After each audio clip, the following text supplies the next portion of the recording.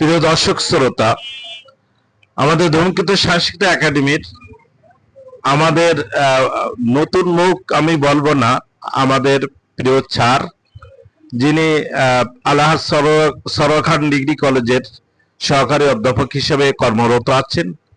আমি স্যারকে অনুরোধ করছিলাম যে আমাদের আসরে উনি, আমি জানি অনেক ফেসবুকে ওনার লেখালেখি আসে, তো আমি অনুরোধ করেছিলাম যে আমাদের আসরে একটু আসেন।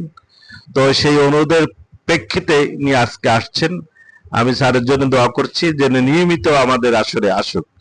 তো এখন আমরা শুনবো স্যারের তার স্বরচিত কবিতা না প্রবন্ধ সে বিষয় নিয়ে উনি স্যার বলেন।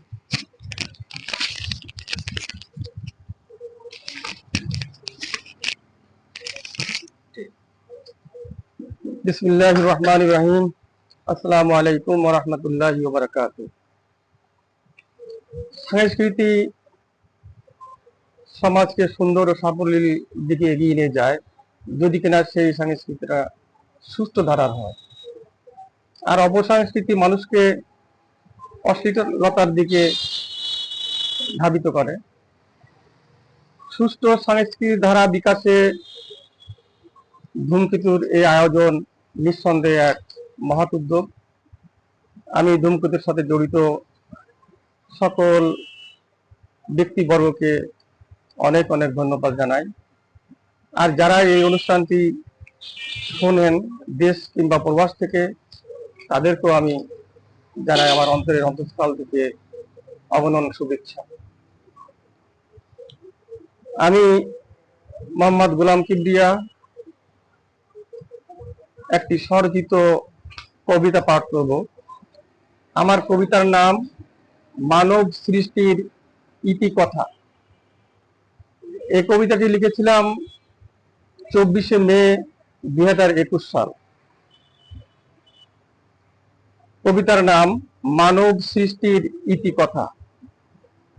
মানব সৃষ্টি নহে বিধাতার পহেলা সৃজন, রম তাম জান বানু অজানা সৃষ্টি অগণন।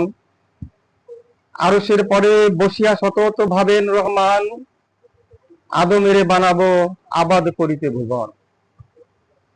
ফেরেশতার মাঝে মনের কথা করিলে প্রকাশ, নানা অজুহাতে বিধাতারে করিল হতাশ। ওগো প্রভু, কেন আপনি আদম বানাতে চান? দুনিয়ায় ওরা ঝগড়া বিবাদে কাটাবে আজীবন। মোরা রবের তারিফ করি তাসবিতে জয়গান, তোমার হুকুম তামিল করিতে সদা পেরেশান। আল্লাহ বলেন, ভালো মন্দ অজানা সকল জ্ঞান আমারই হাতে, যা তোমরা জানো না কখন। মনের মাধুরী মিশায়ে খোদা গড়েন আদম, নত চিত্তে অবনত হও এ আমার সমন। কুল মালাক সেজদা করে জানায় সম্মান, দম্ভ ভরে প্রত্যাখ্যান করে ইবলিস শয়তান। ধন্যবাদ সবাইকে। ধন্যবাদ স্যারকে, আমাদেরকে ধন্য করেছেন এবং অত্যন্ত চমৎকার একটি কবিতা আমরা শুনলাম। মানব সৃষ্টির যে সূচনা লগ্ন, আদম আলাইহিস সালাম আমাদের আদি পিতা, এবং তার সম্পর্কে যে কোরআনের যে আয়াতগুলো আছে তার উপর বেশ ধরে তিনি কবিতা রচনা করেছেন। আমরা ধূমকেতু সাংস্কৃতিক একাডেমির পক্ষ থেকে তাকে আন্তরিক অভিনন্দন, শুভেচ্ছা জানাচ্ছি। তার স্যারের জন্য সবাইকে দোয়া করবেন।